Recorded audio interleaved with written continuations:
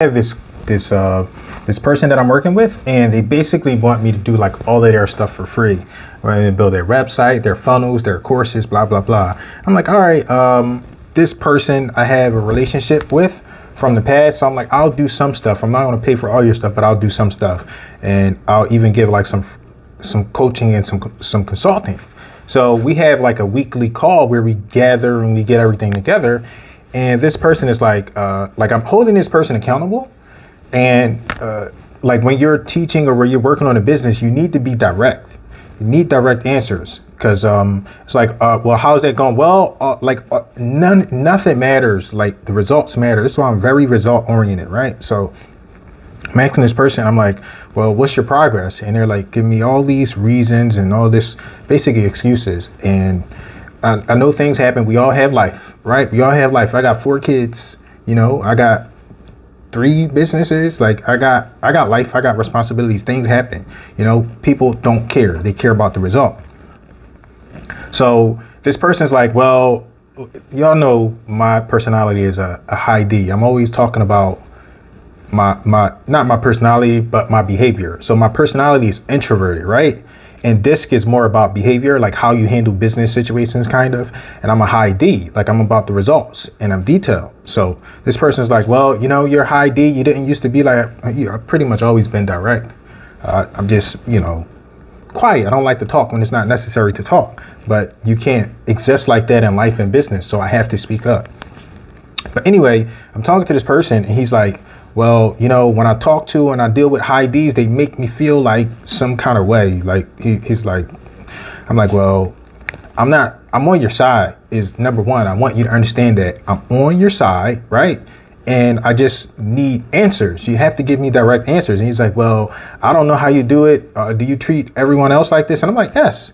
Nobody really complains about me, like when I'm working with people. And I said, how come you're the only person that has the complaint, right? This person has been giving me a hard time for a long time. I'm like, how come you're the only person that I experienced this with? And I genuinely want to know. And he's like, well, I can't. And it's just a bunch of stuff that doesn't really matter.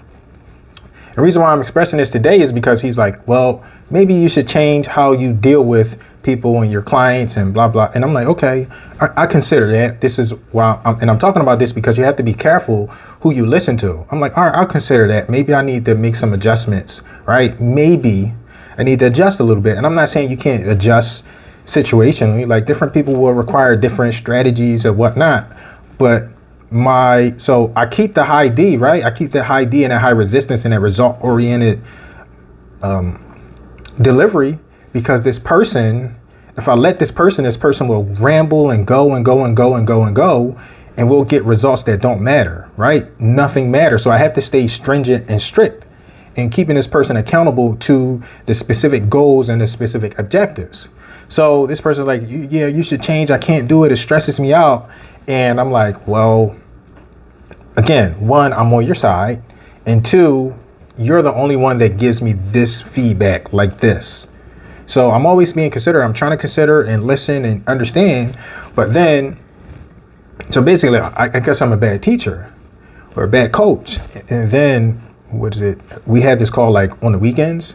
So later on this week, I got a notification from one of my other colleagues, my other mentors. And he's like, congratulations for winning Instructor of the Year. And I'm like, whoa, I won Instructor of the Year. So I'm like excited. I'm like, oh, that's awesome. I won Instructor of the Year. And I was like, send me the information, because I need proof.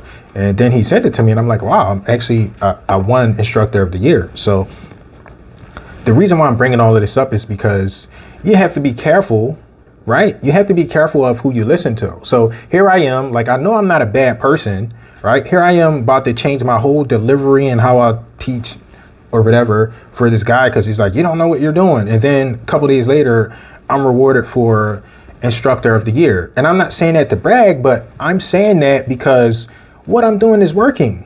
And sometimes when you're working and when, people will let their emotions get in the way, right? Like he let his emotions get in the way and said, oh, maybe you should change it because I can't handle it. Okay, you can't handle it. But maybe I'm not the problem in this case, right? Maybe you are the problem, right? And this person is always like, there's always something with this person, and I'm not saying it to be negative, but it's always something. So I'm only bringing this up because you have to be mindful. Like I'm always telling people, like be open to feedback. Like I listen to my coaches, I listen to my mentors, right? Like when they tell me to do something, I adjust. Like I'm not one of those people that's going to give a bunch of resistance just because I want to, whatever emotional reason. Like I do what my coaches and my mentors say because I know they have the best interests in mind. And no, I'm not a sheep or where my personality is missing. It doesn't work that way. I understand the importance of me hiring or listening to this coach. So I do that. Whatever they tell me to do, I do, right? And if I want to change something later, guess what? I change it later. So if this is working, I'm going to try and use that proven method, right? Or use the coach's proven experience. I'm going to do that. And then I'm going to have my success, right? And then if I disagree with something during that whole process, guess when I change it? Later, after success. I'm not going to change it and squirm and fight during the coaching. It doesn't make sense. So I just wanted to talk about that. I know I'm ranting, but it matters, and I want you to be very careful, right? Like you have to be very careful. It's subjective and it's situational, but be careful of the feedback that you're listening to from certain people, right?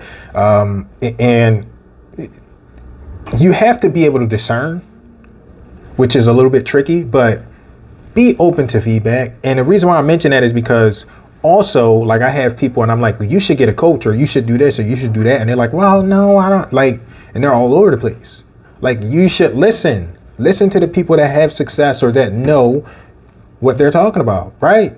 So I'm not saying don't listen to anybody. What I'm saying, have that discernment, understand when it's time to listen and when it's time not to listen. Right. So that's just a real quick rant that I wanted to talk about. I wanted to express because this guy, right, he's like, you're yelling at me. I'm not yelling at you. I have no reason to yell at you. You're just not doing what you're supposed to do. Make your contribution to the project. Do it. And I don't care about your excuses. I don't care. We don't care. You're affecting the entire team and we need results. So get those results and you won't hear a peep out of me. Right. So I appreciate you watching and I'll see you on the other side. Bye-bye.